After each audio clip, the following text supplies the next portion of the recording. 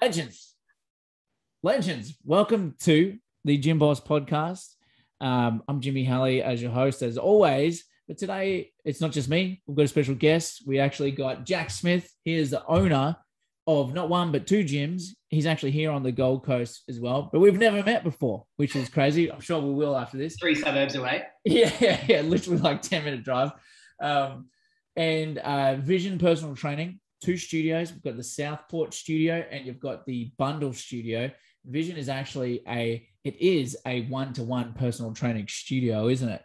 And so 100%. I don't like to start these things off with like, give us your whole life story. And, people don't want to know that. They're like, get us to the juice, get us to the meat, But the reason why Jack's come on today as well is owning two gyms. Challenging. If you guys have one gym, you know what it's like. If you have multiple gyms, you know what that is like as well. And we were just chatting before coming on, and a great topic to cover is leadership, and in particular navigating what's been happening with the lockdowns, reopening, and everything else that comes along with being the boss, because it can be great, but also can be like everything stops with you as well. So Jack, welcome, my man. Thanks for coming. Mate, thanks for having me on. It's going to be cool. This is fun. So, like, I had to cut you off before we started recording. I was like, hey, so where were we? Like, just run with it. Where are we talking about in terms of leadership? Well, yeah, sort of like you kind of, when you did cut me off, we were just sort of chatting, obviously, this last 18 months. Mate, I think everyone's had their own, it's pretty much everyone's got the same story, but they've got a different version of the same story, right? Like, we've all had, lockdowns, reopens, we've had clients who have made more money than they've ever had before. We've had clients who have had less money than they've ever had. But like everyone's had a relatively similar story, but a different version of that story. So no one sort of doesn't understand what a fitness business owner has gone through in this last 18 months. One of the things that I've kind of really learnt a whole lot sort of through this process is like, I've seen it firsthand, and I've seen it from speaking to people. Like, there's probably been some fitness business owners in gyms and PTs who have probably done better than they ever have before, because they've just literally chosen to say like, fuck it, what can I do to control the circumstances? And then some have sort of looked around and go, who can help me? So it's that kind of taking ownership, and then obviously being a leader for yourself, but also being a leader for your clients who actually need our services, all that sort of stuff. And it's been a really interesting thing I've seen, and you've probably seen exactly the same thing. Some PTs and fitness businesses have gone amazingly, and some have they don't even exist anymore. Yeah. I think the only thing that's really changed is what happened when we had that first lockdown. People either decided to just beg, borrow, steal, do whatever they had to do to kind of keep moving, and then the ones who kind of just put their hands and said it's all too hard. Yeah, mate, you hit the nail on the head there, because if you couldn't survive that first one, which was obviously a massive shock to everybody, all the subsequent lockdowns, no hope. So yeah, exactly. I think to a varying degree, I don't want to say this without offending anybody, but it's my show anyways, whatever. But like, it kind of weeded out the half-assed operators, the people that were only like half in, they weren't like, or weren't very great operators. And so as soon as like there was a bit of adversity, is like what you said, they just sort of went, I'm going to go back to like whatever my plan B was, where there's guys like yourself that were like, there is no plan B. I'm going to beg, borrow, steal to make this shit work, whatever I have to do, right? It was a bit of that whole burn the ships thing, right? Yeah. Literally a month before that first lockdown, I bought my second studio. So I was like... do you know how common that is? Because I don't know how much you know about me, but obviously we have a marketing agency for gyms. Yeah. And the sales calls that I have with gyms since lockdown number one, nearly everybody had some sort of something where they're like, I just bought the gym, or I just moved to a new location, or I opened a second location, like literally the start of that year. And it's just then, man, that's crazy. Well, it was just that thing, right? Like, obviously our goal has always been to grow, expand, get better, or, let's do more things effectively. And I had this amazing opportunity. I'm like, oh yeah, I'm taking it with both hands. And it's, it's just like when you see something, you want to hit it. So you go for it. And then we get in this new gym, like, oh, how good's this new team? Basically, effectively doubled our business, and then bang. And I was like, all right, like action stations, man. Like we have to like phone calls, like da da da da. It's like, what do we need to do to keep going, man? Yeah. And then that's what I mean. Like, and obviously that's probably been my biggest learning lesson as a leader, because going from sort of one studio where I was there all day, every day, I was effectively the face of it. Like if any trainers need to have a coffee, I was always there. To effectively then when I went to 2 studios, I was there 50% of the time effectively. Yeah. So that was probably my biggest lesson, especially, and I think it was probably a really good time because it was probably one of those times you had to learn as opposed to want to learn. That was an accelerated learning period there for a lot of people. I know even for our business as well, like having like the whole industry was affected from multiple aspects, right down to like the equipment providers. Yeah, you know, so everybody had to adapt, including the clients though as well. And so there was like this baptism by fire, so to speak. But what's some of the nuggets or the wisdom that you've drawn from that last 18 months as a leader? Now, it doesn't rely on me anymore. It can't, right? So one of the things I've massively learned is, like I said, when I was just in one facility, it's just me. Like I was the one from the front leading it all. And I think that's great for your ego when everyone's like, oh, you're the best one there. But it's not necessarily great for your business because same again, you want to go on holidays, all that sort of stuff. You need things to keep going. So probably one of my biggest lessons this last 12, 18 months, and I'm still obviously getting heaps better at it because it's still something that's constantly in my head, is how do I create more leaders? How do I create better systems? How do I create better processes? How do I make sure my teams are better trained on the system? So then if there's an issue, I can say, have I trained that person perfectly to do that? And if I have trained them, then it's obviously a disciplinary thing. If I haven't trained them, then it's on me to then train them better. So becoming more objective about when there's an issue, like it's either I haven't trained them, I need to train them, or I have trained them, now we need to have a conversation about following process. I like that. So you hit on something without actually saying it, but this is something that has been on my mind quite a lot and that I've been implementing weekly for quite a while now, is asking myself better questions, like taking the time to stop to ask the questions like what you just said. How do I create better leaders? How do I create better systems, processes? How do I create better client experience? Like whatever the thing is. And that when you ask a question rather than like, who fucked up? Yeah. Do you know what I mean? Because it could be like what you said. Oh, well, man, like I told him once, didn't train him. I just told him. Man, that's not me. Yeah, that's my fault. That's hard to do initially, isn't it? Yeah, massively. I think, and this is where it sort of comes from, and you've probably had a similar experience where when you were probably early on the piece, it was all on you and nothing was written down, but you knew it all. And so then those first couple of people that you train on these things, you basically just expect them to know it straight away. And then you go, why can't they get it? Because it's in my head, but it's not in their head. And they go, all right, cool. I needed to actually, and I was doing this with one of my girls I'm training on sales at the moment.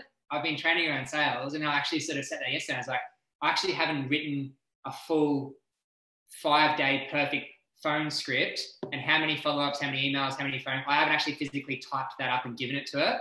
So I was like, all right, cool. For my sales process, for her to do a better effective follow-ups, I need to systemize it for her so then she can have a process. So I did that for her yesterday and go, cool, Breezy, how's that? And then that just kind of went, boom, I've now trained her better. So she's now going to be more effective. That's great. And how much more do you understand the processes when you have to write it out? Yeah, 100%. It's crazy. I think as well, like it's in your head. So you just kind of know it and do it without actually really, it becomes autonomous after a while. You have that like unconscious competence where it just becomes that second nature skill. But then you don't realize that the people that you're training, they're learning it for the first, second or third time. They haven't done it for 10 years over and over and over and over and over. So that's true, man. Conscious incompetence. So you have to teach them to be competent at it. I love that because the topic of leadership, at least in my experience, I found it's hard to learn from a book. Yep. Like you've got books, like everyone's got like the Jocko Willink, you know, Extreme Ownership and, you know, whatever his other ones are like, you know, on leadership and a couple other ones. Like there's some great books, don't get me wrong. Books get you to a certain level, but I found it's a kind of like almost like it's a thing that you can't see. Yeah. It's not like something that you can be like, well, here's leadership. This is it. You know what I mean? So for me, it was a concept that was hard to grasp at the beginning, having your first 1 employee, 2 employees, but then you get it by the doing, I think. Yeah. I feel like that's it for me personally. Anyway, what about your experience? Mate, I think massively. I think about even in our like my business career and business growth, I'm really, really aware that the businesses won't grow if I'm still the head of it and not growing. Like if my leadership stays kind of here, I'll only ever get to kind of like just below it, that whole like law of the lid, right? That John Maxwell theory. I'm reading that book at the moment, the 21 Irrefutable Laws of Leadership. I'm real that book there. That's the first law. Yeah, law of the lid. 1. So he speaks like it's that whole thing. If you're never going to get better as a leader, you can't expect your people to improve. So it's like we can look around and tell like it's like in our footy team. If we're that halfback, we're expecting our prop to play better, yet us as a halfback aren't actually playing better either. We can't expect the team to win. So the halfback has to get better, the prop has to get better, the centers have to get better, everyone has to get better together for the team to actually then move forward and win. I love that. Law of the lid. That's a good one. That was, I'm about halfway through that book now. And I've literally like highlighted the whole book, I think, because Maxwell's awesome, hey? He's a OG, man. He's very, if you hear him talk, like I've got it on his podcast, I heard a couple of his podcasts. He's got this very like religious preachery sort of voice about him, but he's talking about business. So It's kind of, he comes from that background though. Yeah, so he is a preacher, yeah. Yeah. So, but then he puts it into a business thing and it's kind of like, like it's kind of, I don't know, there's something about his voice that just really hits me right. Like when he says something, I'm like, ooh, that's juicy. It's even, like you talk about like religious preachers that talk about leadership, like that T.D. Jakes. Have you ever heard him speak? Who's that? So he's an African-American preacher, but he speaks about leadership. And one of his sort of best ever ones, and I reckon I've watched it 100 times, he talks about in order to go to new levels of leadership, levels of life, levels of whatever, you have to know there's going to be new devils. So he says new levels, new devils. I've heard that expression before. That's from T.D. Jakes. Got it. What is his name? TDJ? TD, so capital T, capital D, and then Jakes, Jakes. Jakes. Got it. He speaks about in order for you to get to the next level of, to go from a manager to an owner or whatever the level is, you have to acknowledge there's going to be more difficulties, more issues, more problems. So for you to go to that next level, you have to be able to handle that higher level of problem because that comes with the territory. That's so true. There's a couple of things you spoke about here that are just bang on the money. So the new levels, new devils thing is something, I'll come back to that. The thing where you're like relying on me anymore, like what you said a little while ago, where it doesn't just rely on me anymore. It can't because you've got split you between 2 locations, right? Yeah. And for the business to be able to be successful long-term in any business, it can't just rely on you, the owner, right? Yeah. And that's a really funny topic because a lot of people, gym owners, start a gym because they love fitness. Like they were usually a trainer before, right? Yeah. And they were the top dog. They were the one killing it. They were the one, whatever. And then when they bring people in, that same sort of like ego, whether it's conscious or unconscious, is in place. But for you to really grow a successful gym, you need to bring up, as what you said, bring up other leaders, other trainers that might be better than you. That was literally me, man. Yeah. Well, it was all on me, and I loved it because I was like, oh, everyone's relying on me. And then I was like, hang on, this isn't actually like what to do. Yeah. There's everyone knows Alex Hormozi, and one of his things he's talked about recently was don't have your business to satisfy a personal need of like ego and like self-worth and, blah, blah, blah, blah. The only reason the business exists is to service the customer. Yeah. That's it.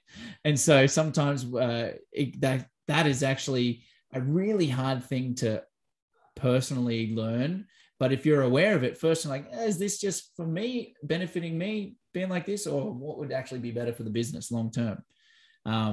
And it comes back to like what you said. How do I make better systems? How do I bring up better leaders? How do I do all of that? And what's some of your, what other tips have you got for leadership going through these last 18 months? What's been some like real like gems that you're like, wow? It's funny, hey, like we're obviously, we're speaking to people that own gyms or are PTs, and like obviously I've a PT and own a couple of gyms. I think we forget how good our clients are sometimes. Like it's a really, really underutilized thing. I say it to our teams all the time. If you're doing one-on-one PT and you're training a client, between 3 to 5 times a week, more often than not, financially, they're at a level where they're pretty high up in a business, or they've just had a massive inheritance. But more often than not, they're managing a big business, or they own a big business. I think sometimes you just need to ask your clients what they do. Like that's all I've ever done. Like all my really, really good clients, they all have, my sort of top 5 really good clients all have between 50 and 500 staff. Wow. See, that's pretty special. So you just ask them questions and you're like, and because obviously you're helping them with their health and they're getting fitter and losing weight and all that stuff, they're more than happy to just go, oh yeah, this is what I do with this. This is how I'm helping this manager. This is how I'm firing this bloke because he's not up to this standard. Like they'll tell you because you develop a relationship. Yeah. And guys, if you're listening to the recording on this podcast, wherever you are, my kids have just got home and they're crying, both of them. So if you hear that, no, you're not hearing things. That is actually children crying in the background. So there she goes. Yeah. So I do remember that as well, actually, from when I was actually PTing. It's almost like you've got this amazing network. I used to call it like visible Rolodex. I'd have a bricklayer, I had a plumber, I had somebody that was in legal, I had all these things. So I'd be like, I'll just come in and actually, this is a pretty cool thing to do if anybody's not doing it, is just ask your clients what they do, like what you said, but also then ask them what do they need help with anything at all. And then you connect 2 of your clients together to help them grow their businesses. Is like the things that people have within your client list is probably pretty amazing if you really dig into it. And I think it's so underutilized. Not that, by saying underutilized, not that I mean we should sit there and try and like extract everything from our clients as we can, but like if we're providing a really, really good service to our clients, they actually, like, because more often than not, they're usually older than us as well. They're more experienced than us. They look to us as like if I'm trying to ask one of my clients about business, a lot of them actually like really enjoy taking the time to try and help, because they see that you're this young bloke trying to have a crack, trying to get better. They see themselves sort of 20 years ago. And so they're like, yeah, this kid's having a red hot go. Like I'm happy to teach him because he's helping me do X, Y, Z with my health. So like, it goes both ways. Yeah. I've found that actually to be true with a lot of people that I've met over the years, is people that are really successful. And if you have some sort of connection to them, not like trying to like DM them on Instagram, like, hey man, ask me for some whatever. But if you know them, like if it's, a mate of a mate or whatever, however you know them, most people love to help. They love it. They love to help. It gives them a little bit of like, because sometimes you get stuck in the day-to-day of your job and the stress and the this, but then if you can impart your knowledge onto somebody else, like people love to do that. They love to help if you're genuine and not just like trying to literally bleed them dry for info. Yeah, exactly. Like at the end of the day, we're still providing them a service. Like you can't just spend 30 minutes asking them to tell you, basically give you a business coaching session. But like if you're helping them to genuinely feel better about themselves, lose 5 to 10 kilos and like help that old knee injury, yet every now and again you just ask them a couple of questions about what's going on in their business and they tell you, and by them telling you about their business, it actually gives you so much help with them even knowing, then I think that's great. That's awesome. And that is part of just like being a good coach though as well, is should ask every single client what's going on in their personal life. Yeah, 100%. Yeah. And that's how you can coach as well. If you know, it's at like, talk about the levels of intimacy. Like obviously we don't want to be with them all day, every day, watching every single meal. But if we have a pretty rough idea of what's going on in their life, we can know when to push, when not to push, sorry, like when to completely let them have the weekend off or when to be like completely anal on them. Like it's because you know them better. Yeah. Yeah, 100%. And you can then glean some knowledge from that indirectly, probably like what you said. Yeah. Yeah, 100%. Like you said, like what's one of the biggest things that you do in terms of leadership? Like that's honestly, I've got a couple of really good clients that I've been working with for sort of 8-9 years. And I just openly ask them like what they would do in certain situations. That's pretty cool. Simple. It's pretty straightforward. Yeah. Like let's not overcomplicate it. Like we've already got these people in our databases. Yeah. That's actually pretty true. So yeah, you wouldn't do like an email blast out to them like, hey guys, I've got this problem. But like while you got them in the gym, just in passing, you'd be like, hey, just real quick, I know you're in XYZ industry. What would you do in this situation? Because that's actually happening right now. Yeah. But there is, I feel like there is a point though, like you don't want to air your dirty laundry to your clients at the same time. Yeah, 100%. You have to be very obviously selective in how you talk about it and all that sort of stuff. But like more often than not, they've had a pretty similar situation with one of their staff members or one of their processors or one of their customers, and they'll tell you a story about that. And you don't even have to say, oh, that's actually happened with me right now. But you probably just grab that, put it in the back pocket, and the next time that situation comes up, you know how to deal with it because you've heard it in a different scenario. That's cool. So you're just building up your little database of knowledge, just like in little passing snippets here and there. Yeah. Yeah, I like that, man. I like that a lot. You talked about obviously having team, training them up and stuff like that. So what's a big thing that I get a lot, even with our existing clients at the agency as well, is like, man, we're growing. We need more staff. Like, and coaches is the number one thing that gyms need to be able to help handle the growth. And whether they're part-time, full-time, whatever, right? Where do you go to find good coaches, and what's your like leadership hat that you have on when you're looking to hire new people? Well, I'm doing a podcast right now that speaks to PTs. So there's one. Yeah.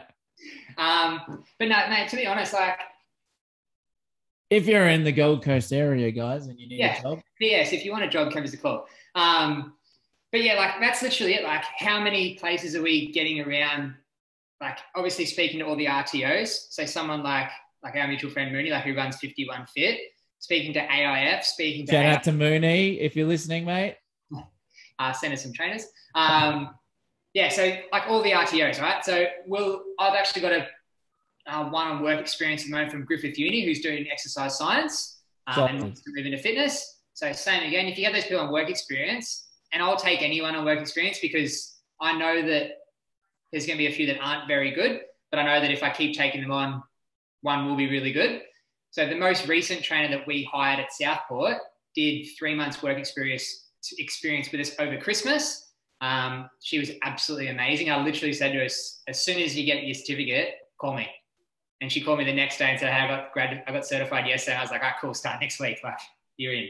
So good. So like things like that, like taking on those work experience. So just knowing all those providers. And then even just with your teams, like if they've gone through AIF or ARPT or TAFE or all the different ones, do they know anyone? Do they keep in contact with anyone still? So those internal referrals from just like a client, like asking our trainers, do they have any friends who want to become trainers? And then same again, just our social media marketing.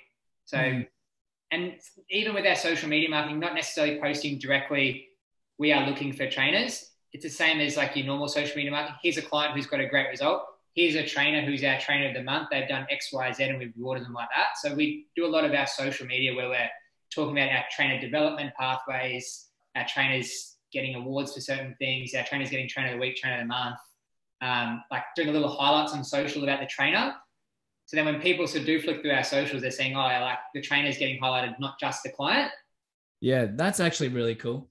So a potential trainer might see that and go, oh, that seems like a pretty cool place to work. Like they're doing ongoing development. They're going for lunch for someone's birthday. They're giving them an award for trainer of the month, all that sort of stuff.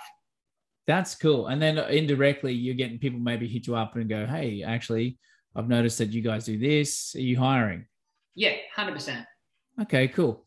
Because, yeah, that's the ever ongoing issue that a lot of gyms have is like, where do we find good people? And you've just you've just answered that. Yeah, because when we had our 3 locations, our best staff that we got were chiropractic university students, ex-phys uni students, because they're already they knew more about the anatomy and shit than I did. Yeah. And so they came in, and then you've got them for like at least 2-3 years if you get them at the start, because they're doing something 99 times out of 100, they've already got their Cert 3 and 4 because they're already interested in it. Yeah. And it's in the same field. So they're getting like live practice. That's shit that they're learning in uni that they can do mid sessions or post sessions. So it's kind of a win-win all around, and they're getting paid at the same time. So, and they're not, pulling beers or making coffees or something whilst they're studying. Yeah. They're actually like adding to their study. So people at uni are really interested in that stuff, obviously. So I find that that's a pretty good pool to tap into if you can get in there. So, yeah. So like I said, I've got my work experience personal loans from Griffith, and then the one I've just hired was an exercise science student that didn't want to go into exercise science after graduating, wanted to become a PT. So it was like perfect. Amazing. How good is that? Yeah. Well, that's the dream, right? Yeah. Well, if only every single one was like that. You could, to obviously looking at a financial standpoint, probably make more money as a PT than an ex-phys as well. At the moment, yeah. Definitely. Yeah. I think that career path is still sort of 5 to 10 years away. Or it becomes very like standalone. Yeah, true. Do you have anything else that you've learned, maybe not necessarily leadership wise, but over this COVID period that we are like, man, let's let other gym owners know about this stuff? Could be marketing, could be sales, could be anything. Is there anything that you want to share? One final thing. I think the marketing perspective's changed a touch. And you obviously being in the digital space would see this a fair bit. Like we used to do a fair bit of walking into businesses, introducing ourselves, just coming and going, hey, would you like, you're a local business, would you like to start an affiliation, all that sort of stuff. We used to do heaps and heaps and heaps and have heaps of success. But I've really found this last little period, the face-to-face is dying. And I think that's because other people are still working from home, or they're working 2 days at home, 3 days. Like we used to walk into an office somewhere and speak to 30 people and get 10 names and get 2 of them in, right? Whereas now you might walk into a big office space, might be 10 people there because half of them are working at home, half of them, it's just different. Really? That's it. That's true, right? Yeah. So I think that space has changed. Like we used to invest a lot of our marketing dollars into like literally sending our trainers out on foot, walking into big buildings and just saying good day to people, introducing ourselves, giving out water bottles, pieces of fruit, stuff like that, and starting conversations. And that used to be great for us because that's just the way the culture was. Everyone was just happy to say good day. I've really found this last sort of 2 years, it's completely switched on its head. People almost don't want you to walk into their building anymore because you're going to have to check in. Like what happens if you have COVID and you spread to the office? Like, there's all those weird little things that change now. And same thing, one thing I've noticed as well, like over the last 3 years especially, and you say this again as well, like we used to get an intent inquiry and I would pretty much guarantee that would be a client the next day. I pick up the phone, ring them, yep, sweet, Tuesday 4:30, booked in for your consultation. They walk in, they sign up, see you later. And if you didn't get a hold of them the first time, they would ring you back and apologize for missing your phone call. That's crazy. That shit does not happen. And you know this right now. And it's fine because this is just the way that it's changed. As we know now, it sort of takes between 5 and 9 dials to actually get someone on the phone. And then if you do get them on the phone, they've already been served ads from 3 or 4 different other gyms. So you got to obviously differentiate quickly on the phone, got to find pain quickly, got to book the consultation within 1 to 2 days to get them in. Then your show rate's lower than it used to be. And then when you do get them in, obviously then your sales skills have to be better to convert them. So it's just changed a little bit, which is fine because if you train your sales skills, if you train your phone skills, if you train on the new sort of standards, you just know that's what it's going to be like. But I don't know, you've probably seen this as well, but I've just noticed that's been a big difference over the last 5 years.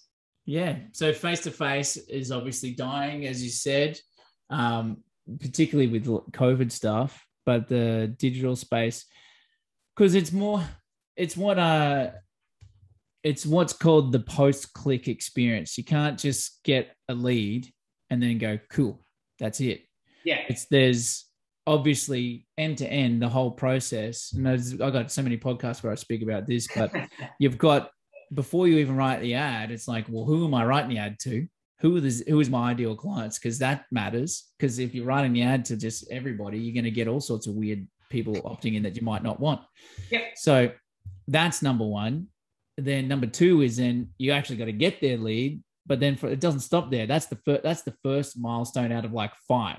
Yeah. And then milestone number 2 is getting contact with them, whether it's text, whether it's phone. Phones are obviously number 1, that's king. But if you can get text communication, that works as well. And then from there, you got to try and get them to either one, show to the gym or show to a phone call, whether you're doing phone call closes or you're doing in-person closes. And all of that needs to be dialed in, as you said, hitting the dials. Are you doing double dialing? Are you sending texts? Are you sending reminders? Are you doing a selfie text message with your face so they know who to look for when they come into the gym?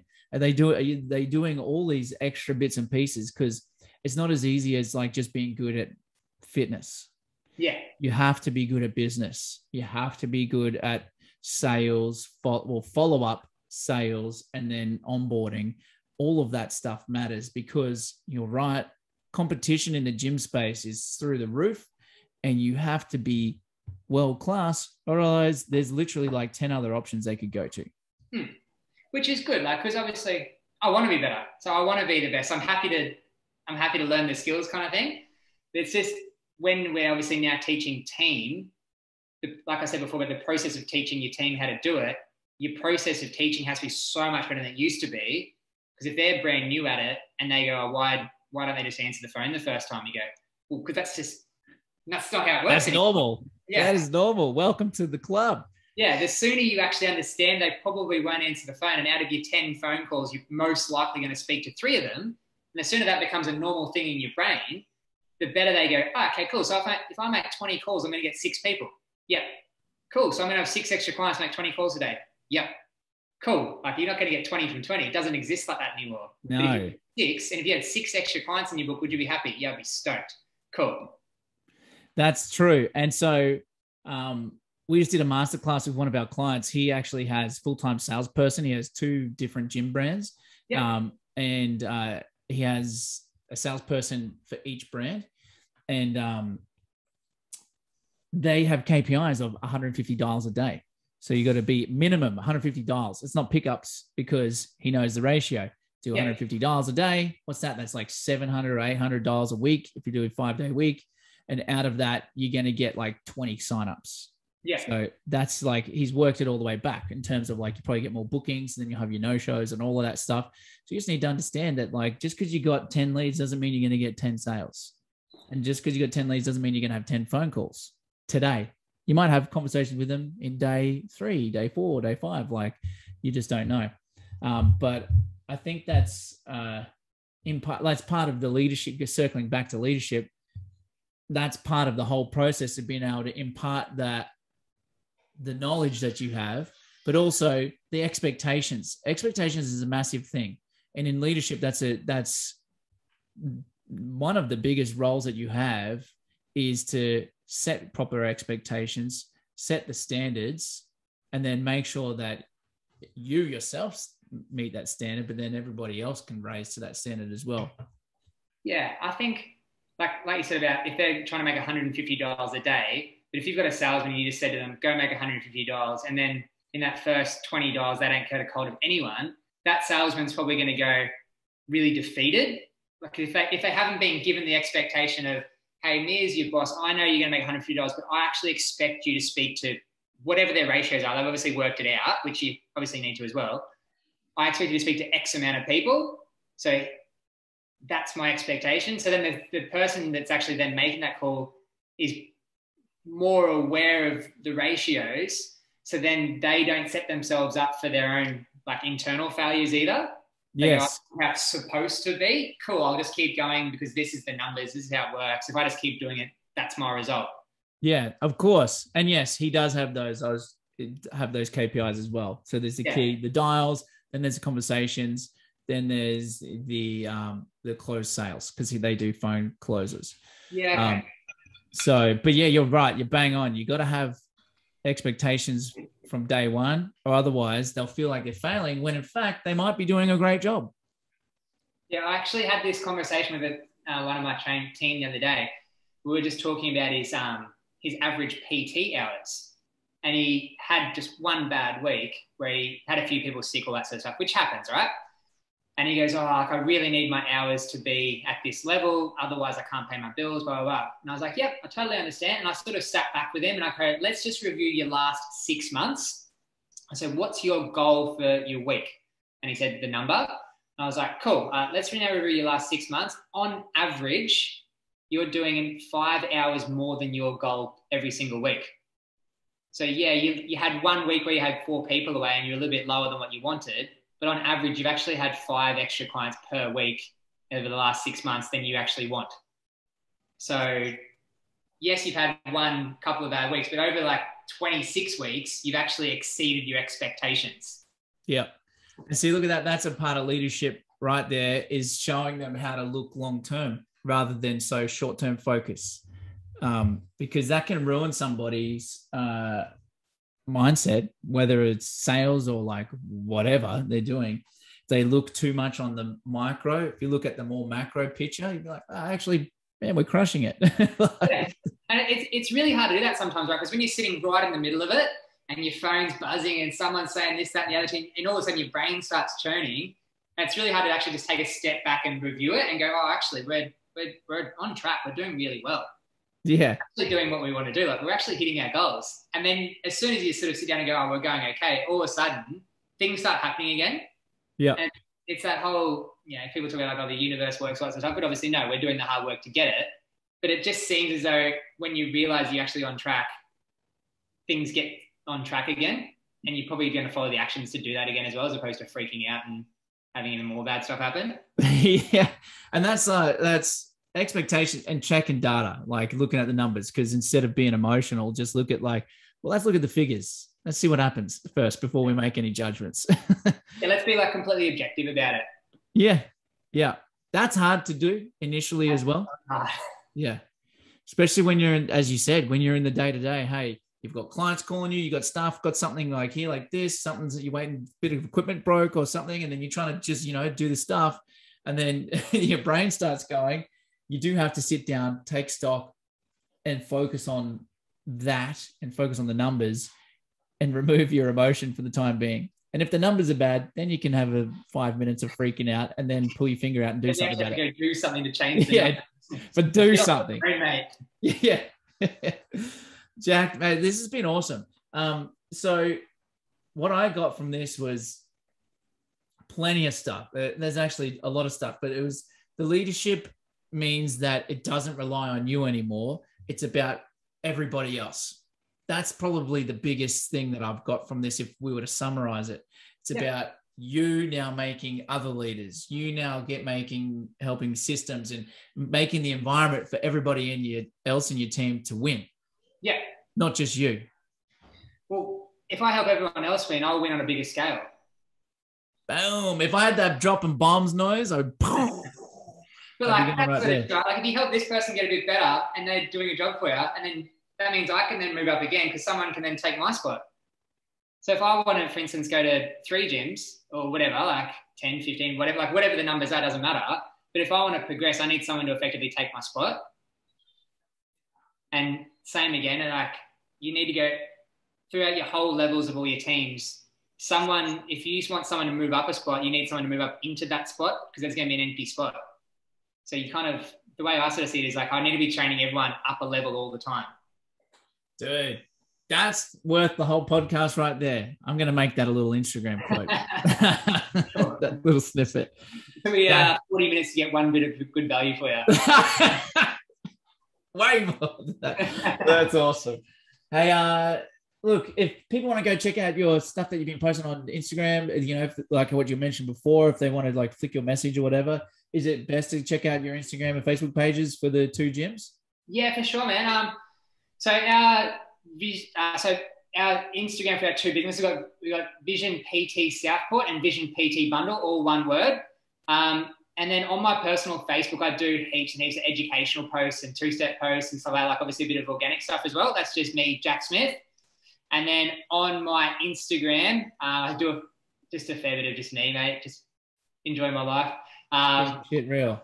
Yeah, pretty much.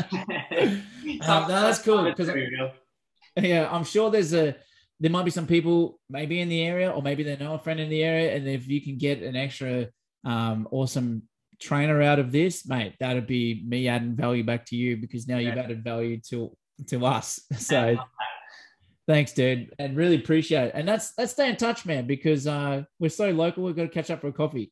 I'd love to. Let me know. Thanks, legend. And I didn't even pitch my stuff. I normally do this on here. So guys, what kind of marketer would I be if I wasn't pitching my shit? So if you're a gym owner and you listen to this and you're like, hey, actually, these guys know what they're talking about and I need some ads done, and you want to know a little bit more about our agency services, go to iwantgymleads.com. iwantgymleads.com. You can go through there. You can see everything. You can book a time to speak with me directly, and we can just have a casual chat, just like what me and Jack are having here right now. It's not a sales call. It's just hey, let's find out if what we do is going to help you. And then you can get all the information and you can go away and make a decision on what you want to do with it that way. That's how we work here. But Jack, thank you so much, mate. You're a legend. And everybody else, I'll see you all the next time. Bye. Thanks for that.